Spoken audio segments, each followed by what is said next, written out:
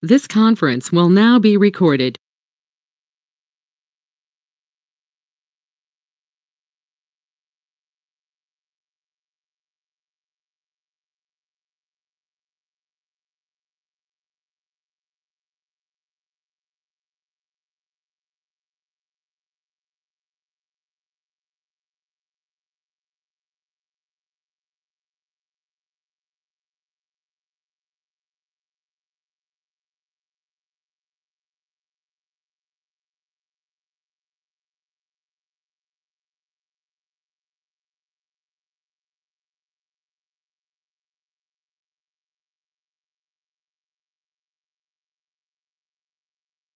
Welcome everyone. Welcome everyone. I think one second.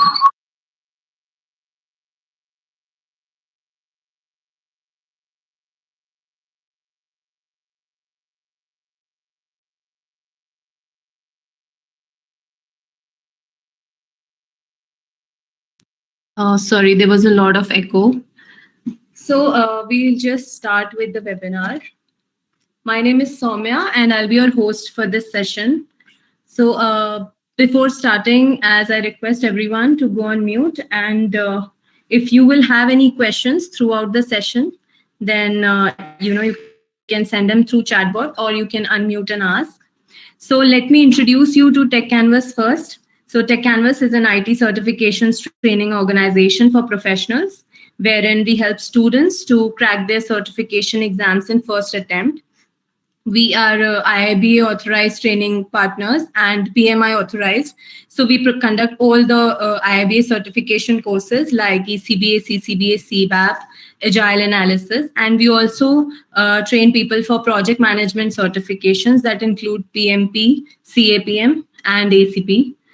We are also into domain courses like banking for finance, healthcare, and many more. So today we will be discussing on the effective communications in project management. And with us, we have Janaki. So JD has almost 15 plus years of experience in the software industry, including roles such as project manager, engineering manager, development manager, and delivery manager. He has end-to-end experience in successfully delivering projects on both predictive and adaptive agile approaches. He is PMP certified and he is also a PMI authorized training instructor. So from here, I would request JD to take the session ahead. Thank you everyone for joining and I hope you all have a great session. Thanks, Soumya. Can you confirm whether you can see my screen before I proceed? Yes, we can see your screen. Okay, thank you. Well, welcome everyone to this webinar. Thanks for joining. Soumya just introduced me. This is me. I am one of the project management instructors from Techcanvass. Okay, so what is this and who is this webinar for particularly, right? So those who are members in projects, team members, those who are project managers, managing projects, and even for those who are planning for project management certifications, like your entry-level CAPM and project management professional PMP from PMI. So what's our agenda for today, right? We'll start talking about some statistics on communication, very recent ones. You'll find them interesting. And then we'll talk about various popular modes and channels of communication. Then we'll talk about how stakeholder requirements get tied up with communication, right? And then we'll look at how to plan effectively for your communication in projects, and very importantly, some communication guidelines at last, how to make your communication effective, right, within the project. We'll begin with some statistics, right?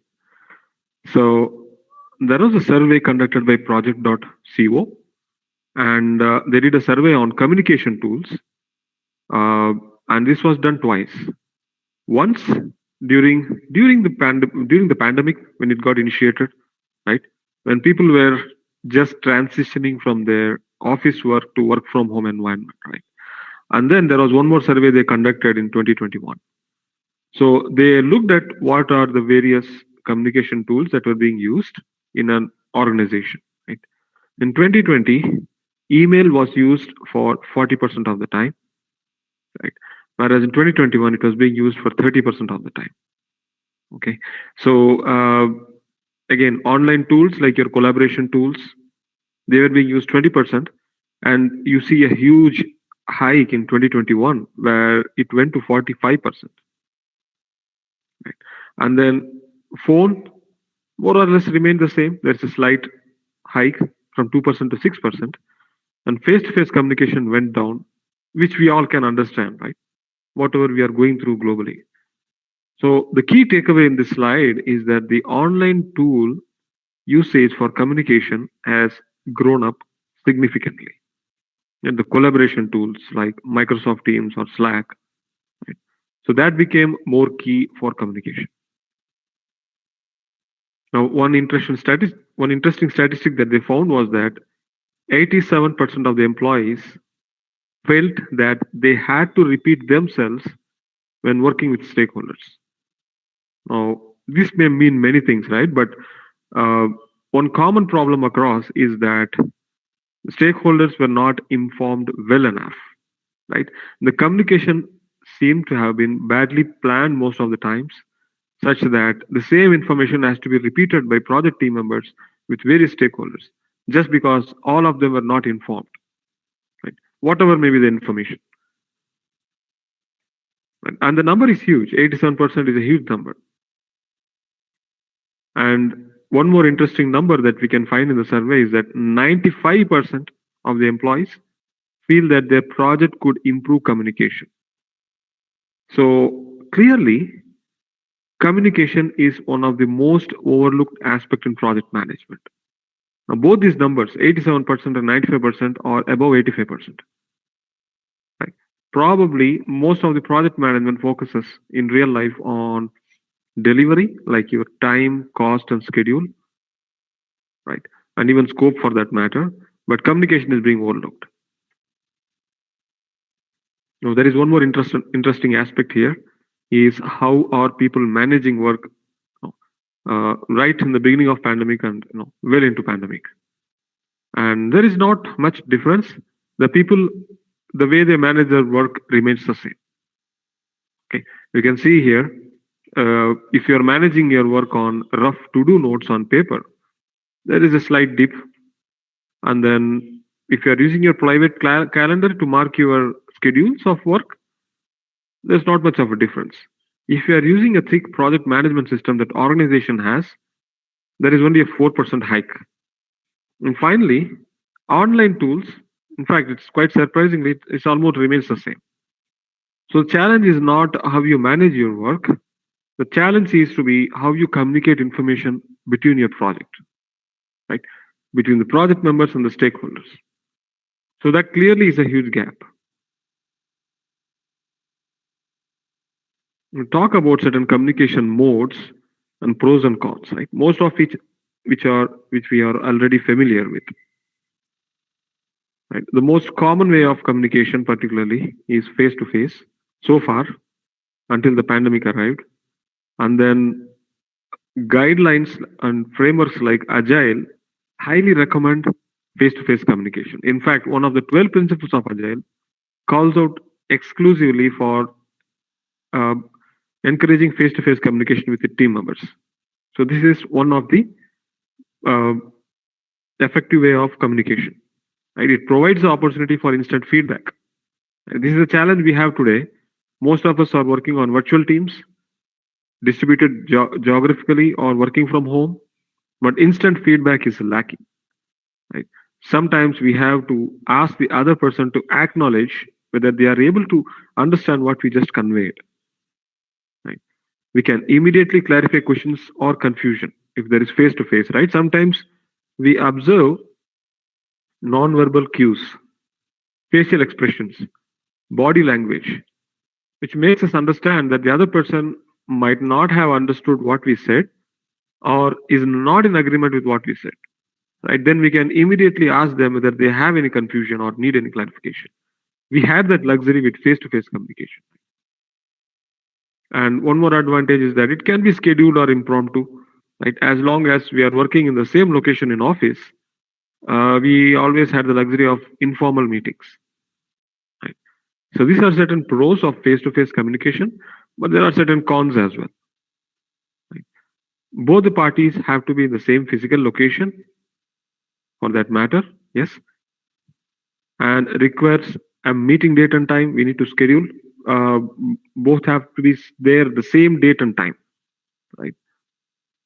So those were the pros and cons of face-to-face communication. Now, what we are familiar and most of us will be able to connect here is voice and audio conferences, right? So one of the advantages of this is that no need to be in the same physical location, right? So that's an actually advantage. That's a pro. It can provide beneficial audio and visual feedback, right? If you are on voice conference, you can try to understand whether the other party has understood your message with audio cues. If it is a video conference, then we have the additional plus point of understanding from facial cues as well. It can be scheduled or impromptu, right? But the cons are potential for the message to get lost in translation. Again, when we are doing face-to-face communication, we have that instant feedback. Where if it is not the case, then we always lose a lot of message that we're trying to convey in translation, right? And the challenge with video and audio conference is that crossing time zones can be problematic, right? So we need to have sufficient overlapping time for us to convey our message. And it might require special equipment and connection, but with more modern online tools evolving after the pandemic, a lot of software provide best-in-class video and audio conference service, right?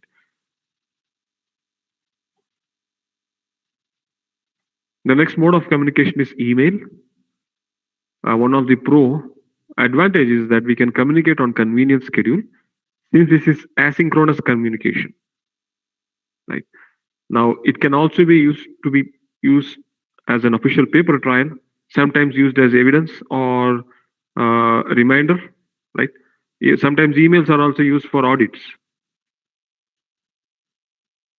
Exactly for the same reason, receiver can have a record of communication in case he needs in future.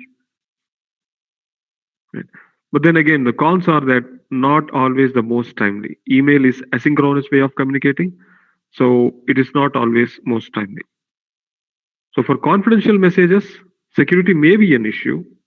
Right now, some of the tools like Outlook provide you the feature for encrypting your message, but you have to be aware of that. Right?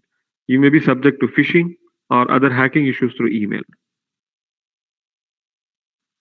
What we are more popular these days is instant messaging, particularly the moment we started doing work from home a lot, instant messaging became more popular. A good thing is it is real-time communication. Both the parties are available online. If they are available online, then communication is instant. This can be set up and configured by an organization. Again, as technology is evolving, the onboarding time for you to install an IM software is becoming more and more easy day by day. But the con here is that informal nature might be seen as unofficial, right? A lot of discussions, agreements that try to happen on instant messaging, the parties try to repeat that in an email so that they have an official record, right? So instant messaging communication is typically considered unofficial, right? And sometimes message content can be limited on how much you can send, right? In an email, you can have bulky attachments and lengthy content or text for you to convey. Now, text messaging again, this is another mode of communication. The pro for this is also that the communication happens immediately, and it is available to anyone who has a mobile device, right? Again, there is an informal nature which requires a mobile device and app, limited to short bursts of communication, right? You cannot have lengthy content being sent or lengthy conversation being typed as well, right? They're typically short bursts of communication like notifications, informing people about certain event, and so on and so forth. So that's a limitation with text-based messaging. Social media is getting popular. We are also having intranet social media, which organizations are using, right?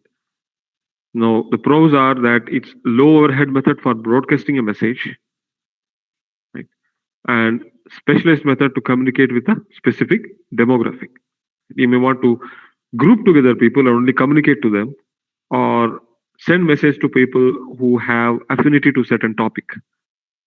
So that becomes easy in social media. Now in social media, again, like your company website, is that the communication can tend to be only one way, right? And you only have limited amount of feedback.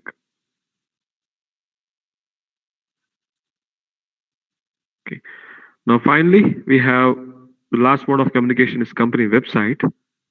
Now this is also communication mode, right? It enables consistent dynamic communication to broad base of recipients, right? Whoever is the interested party, they get communicated whenever they visit the website, right?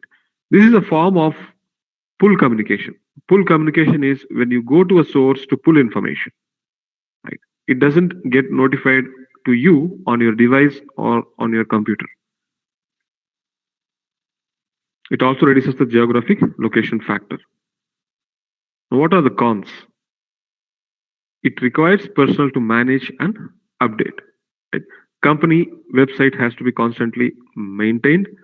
Information needs to be updated from time to time. And here the communication is one way. The company puts in information on their website, and the interested party pull the information, right? It is not a two-way communication here. Now, so far we have looked at some statistics and some modes of communication, right? Now, why do we need to do that, right? Why do we need to communicate? In fact, even before talk about why, who do we need to communicate with? When you are taking project management, or we are being members of a project, who are we targeting with our communication, right? Now, if I had to put it plain simple words, we are communicating to stakeholders. Now, let us try to understand who are stakeholders in general terms, right? If I go by PMI definition of who is a stakeholder, you can consider anyone who is affected by the project. You can consider them to be stakeholders, or anyone who can affect the project, who has the authority, influence, and interest to affect the project, or anyone who perceive themselves to be affected by the project.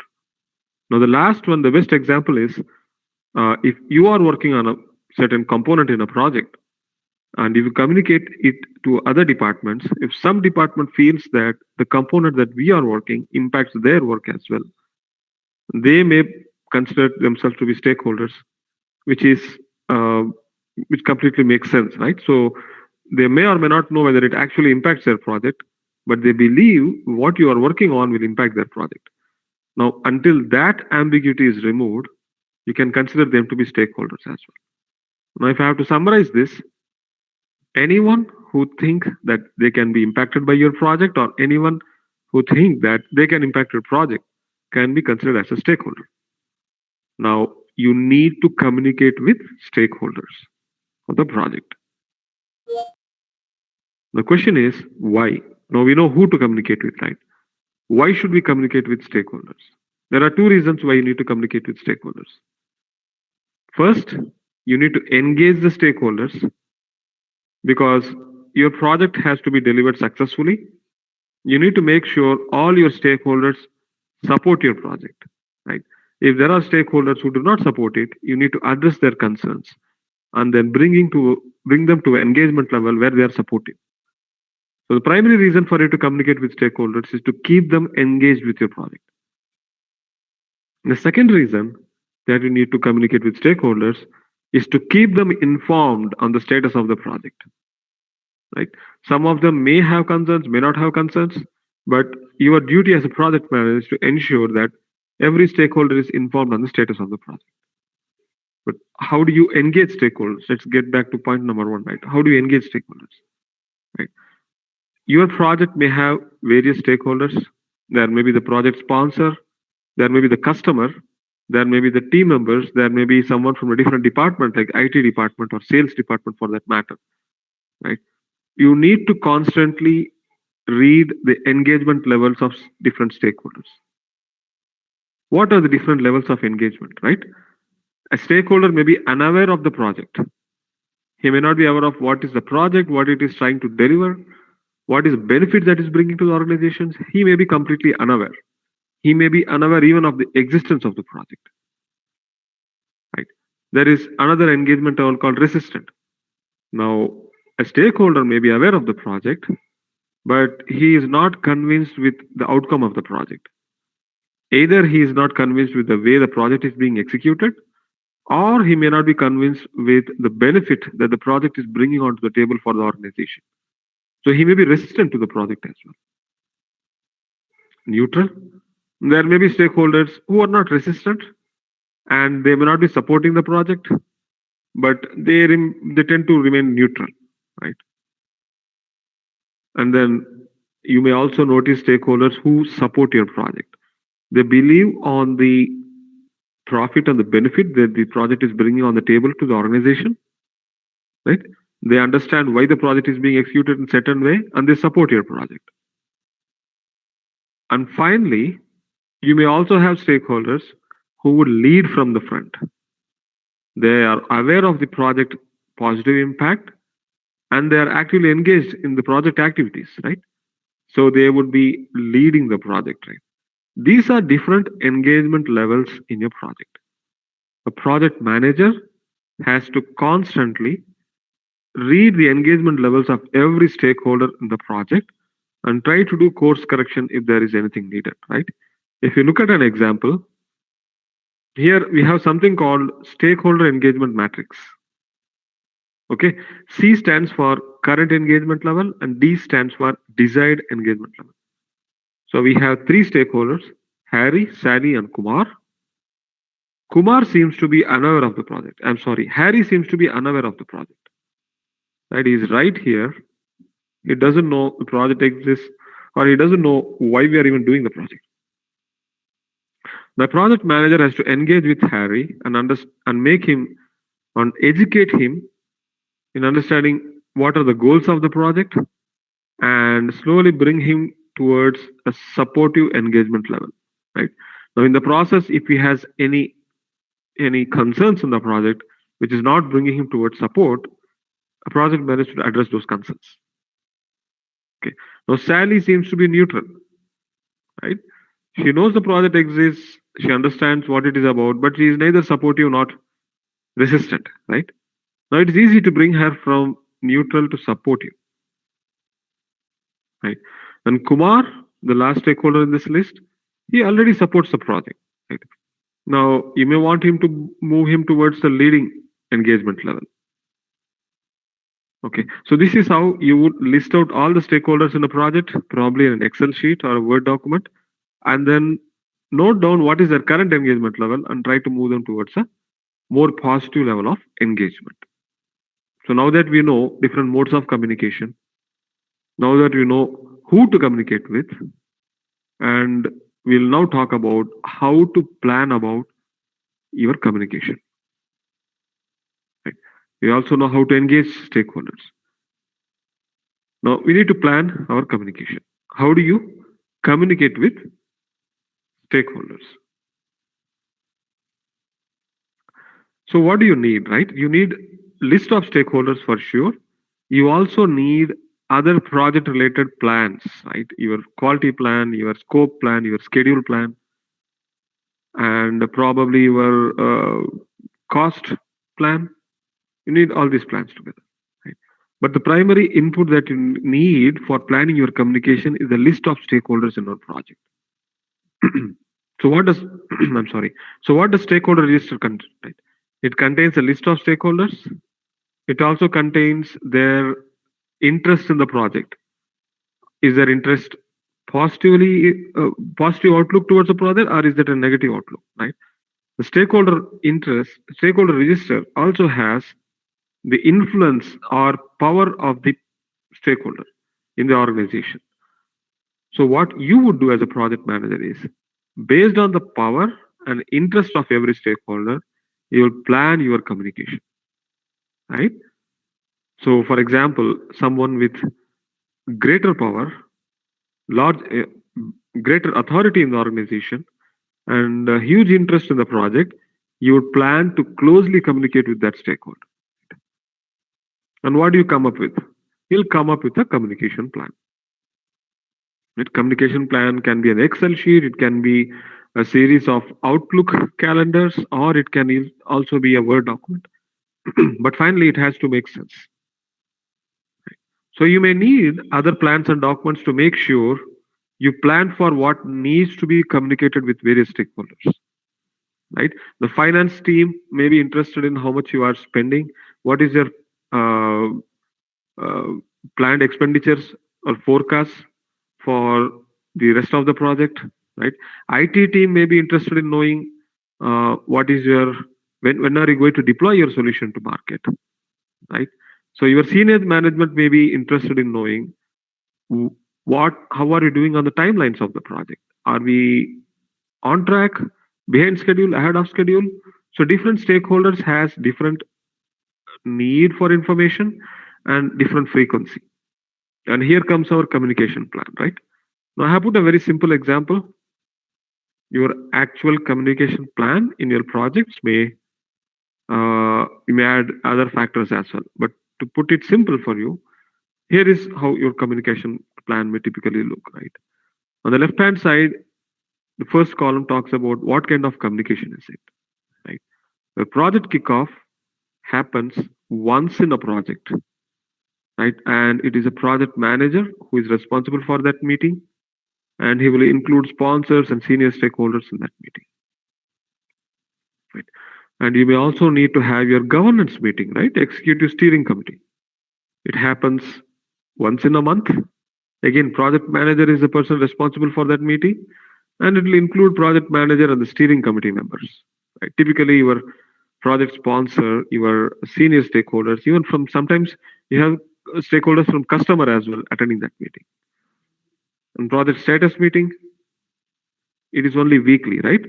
So if you look at it, the frequency is being defined based on the type of stakeholders and type of information, right?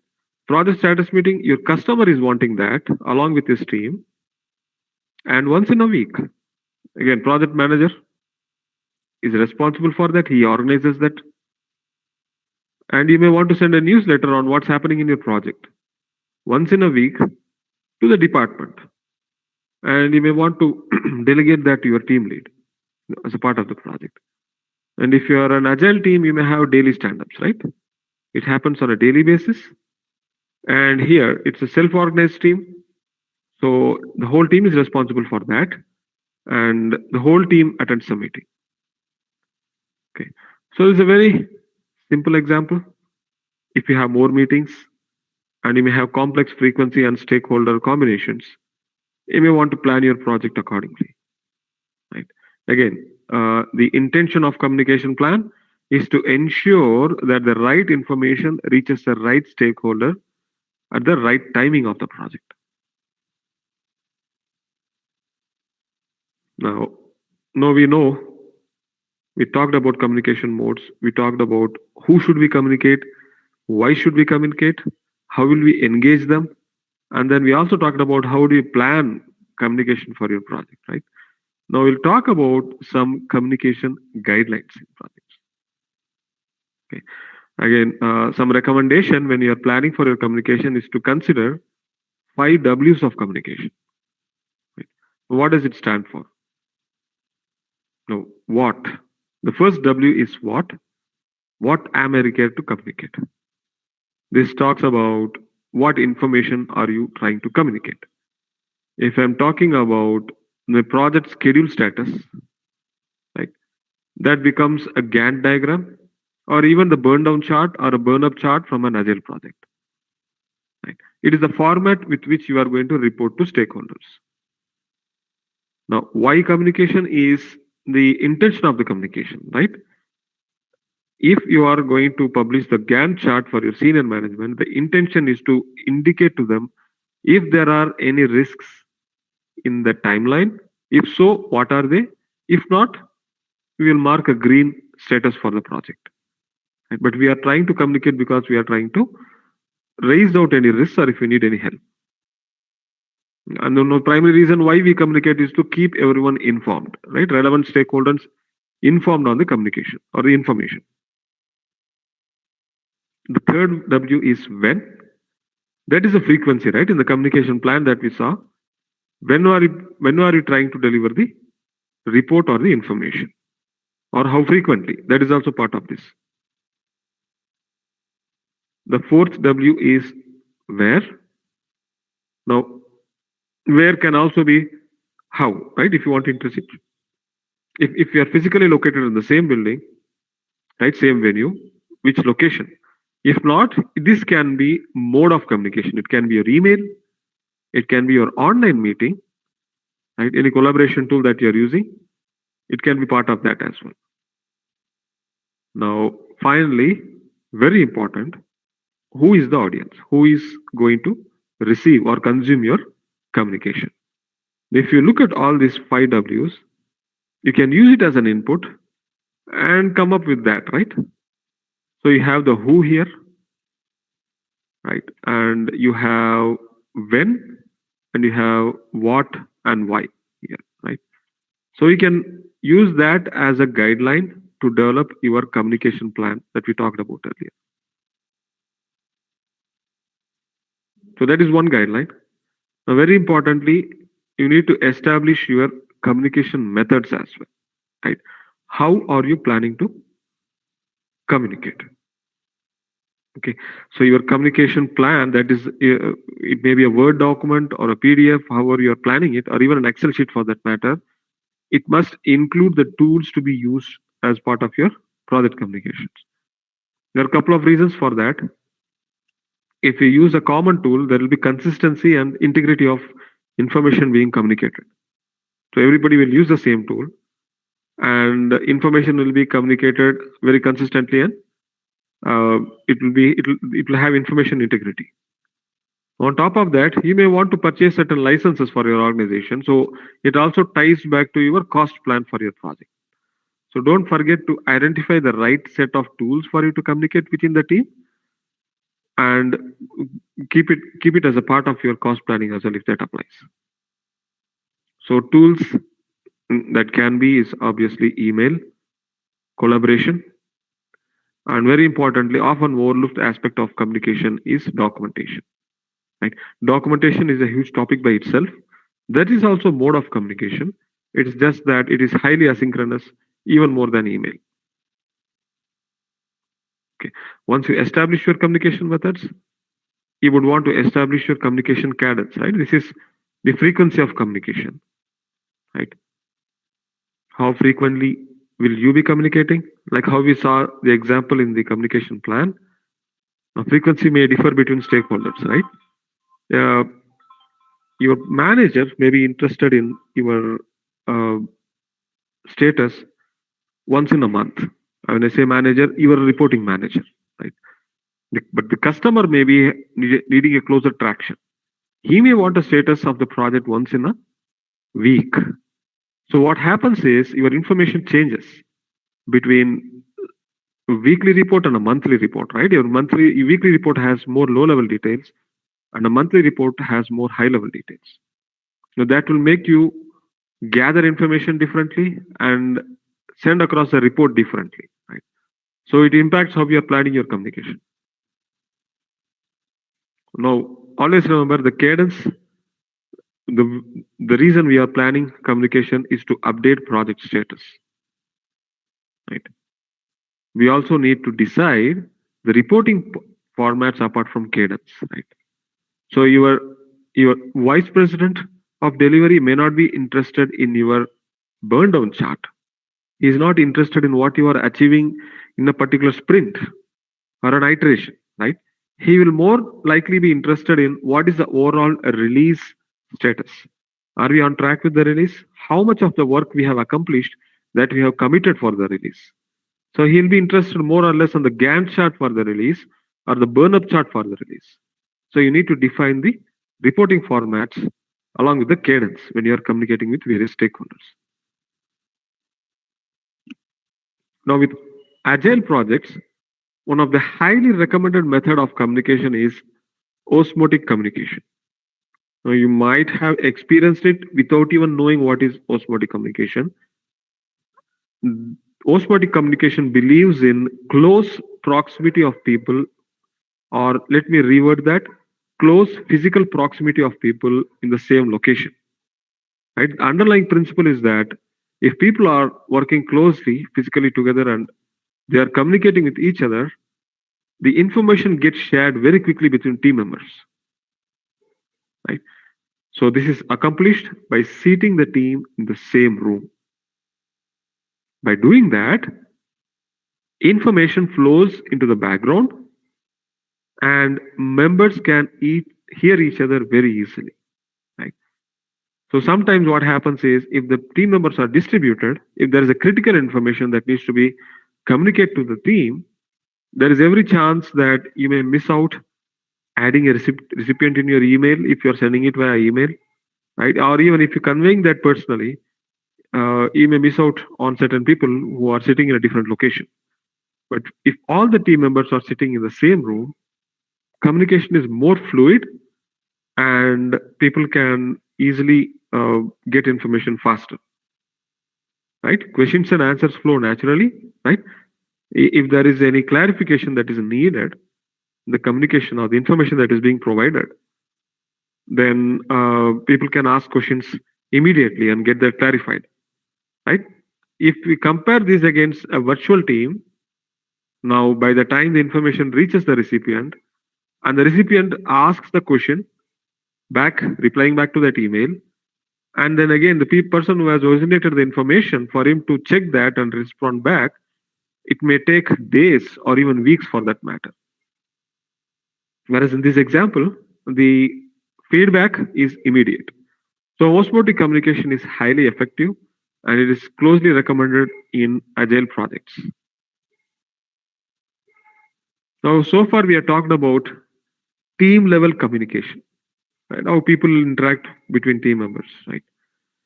Now, what about individual communication? What about two people talking to each other? Right? What about project manager listening to their team members, right? Their challenges, their problems, right? So active listening is one of the recommendations, right? Active listening is the ability to listen with focus, empathy, and the intention here is to connect with the context of the speaker.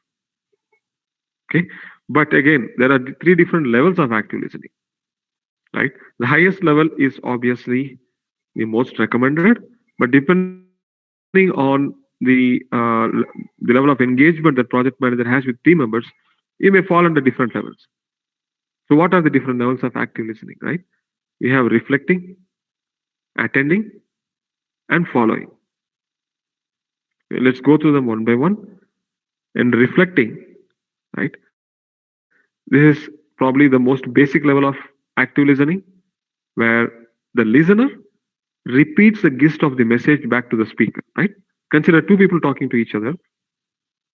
One person is conveying this information or message. The other person acknowledges whether he has understood that by repeating the summary of the message back to the speaker, right? Summarization, you can call it feedback, or you can call it acknowledgement, right? So this is a very basic level. The second level of communication in active listening is attending. Again, here the listener has more of a body language reaction to the speaker, right? He's leaning slightly towards the speaker, right? It's a positive way of conveying that you are following, right? And the focus on the speaker towards the eye level. So listener is focusing towards the speaker on the eye level and maintaining that eye contact without staring, of course, right? Maintaining that eye contact, giving a positive body language that the listener is actively listening. Okay. Now, here not only are you going to acknowledge or summarize what the speaker is saying, you are also giving a support through your body language. And finally, probably uh, the highest level of listening in active listening is following, right? Now, this has a lot to do with psychological aspects as well. Now, here the listener responds responds back verbally or with non-verbal gestures. So you are, for every aspect of communication that the speaker is talking to you, every message that he or she is conveying to you, you are responding instantly, verbally or non-verbally, right? You may be nodding or your hand gestures, or you may be saying verbally as well.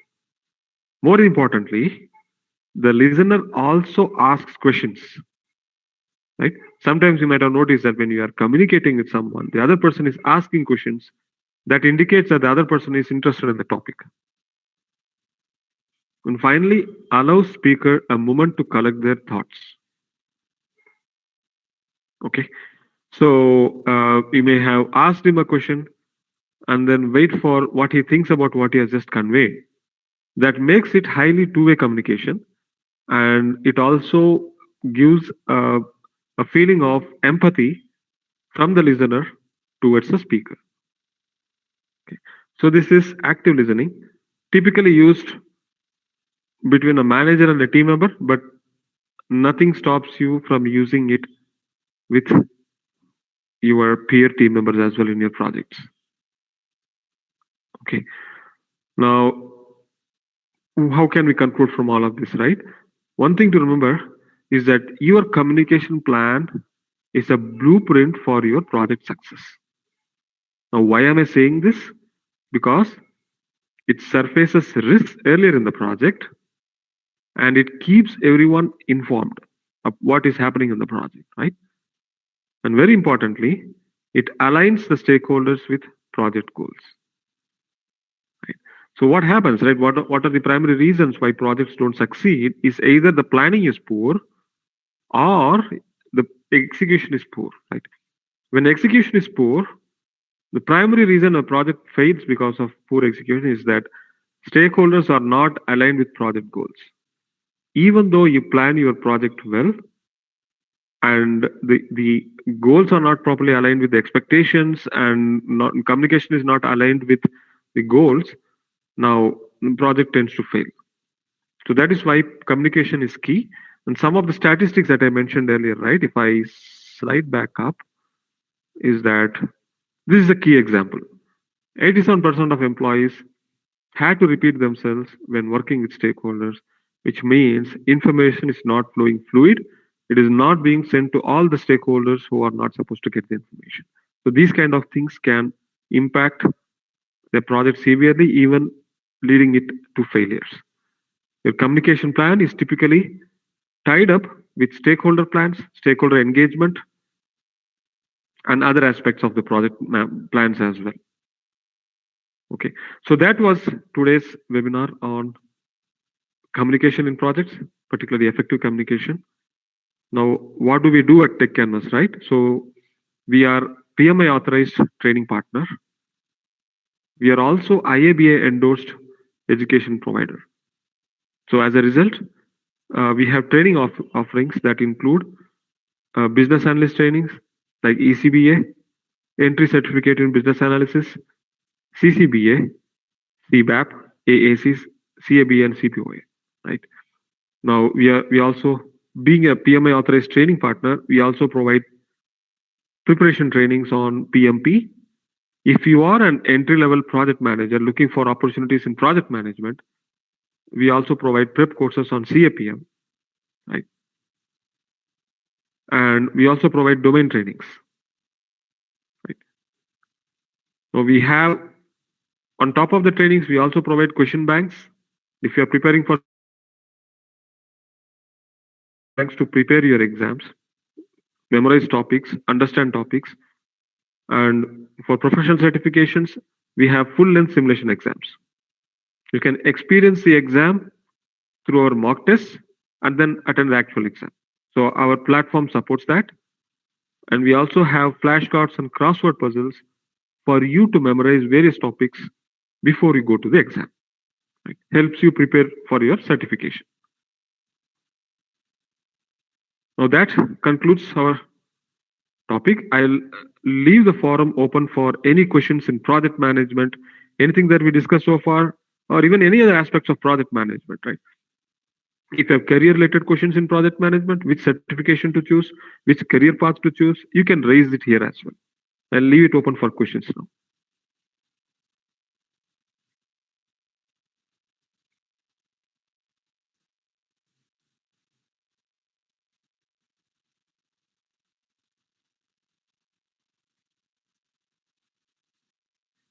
While you're thinking about your questions, let me remind you that for entry-level project managers, we have a course starting on 13th March 2022.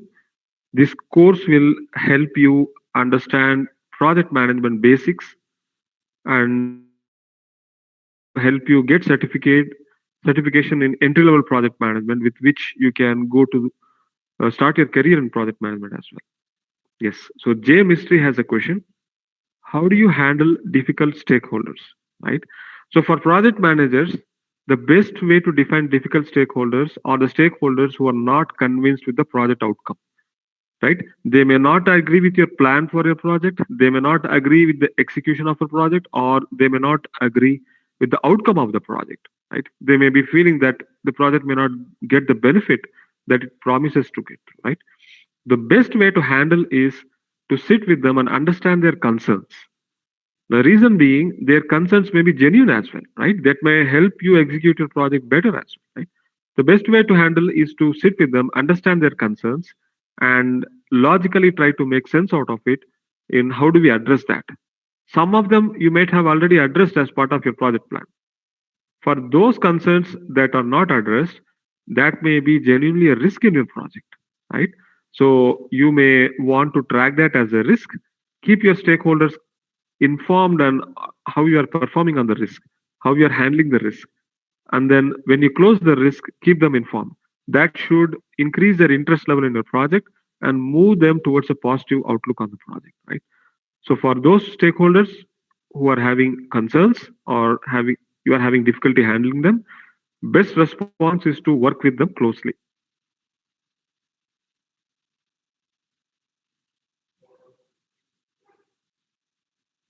Okay, hope that answered your question.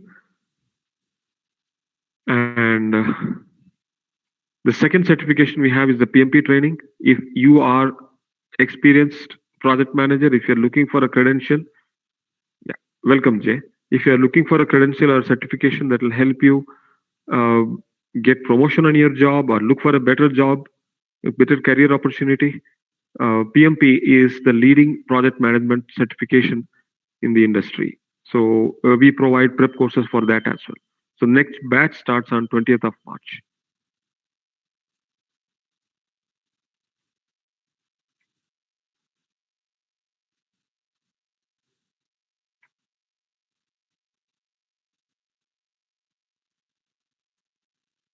Okay, so if you have interest in any of the certifications, you can reach out to us in those email, the contact numbers provided.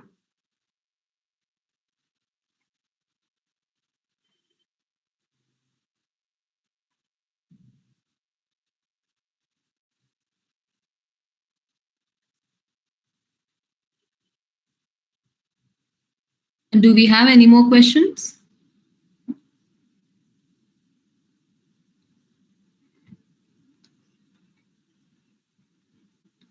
Okay, then I think this was it. I think JD, this was a very nice session. Thank you so much. It was very insightful. And to all those people you can see on the screen, thank you for participating. Here are the batch details, and we are also providing a discount. You'll get a discount if you enroll for PMI membership, and on the exam fee if you get a training from us. Thank you everyone for joining, and hope you all have a great day. Thank you, JD, for this session. Thanks, Soumya. Thanks, everyone.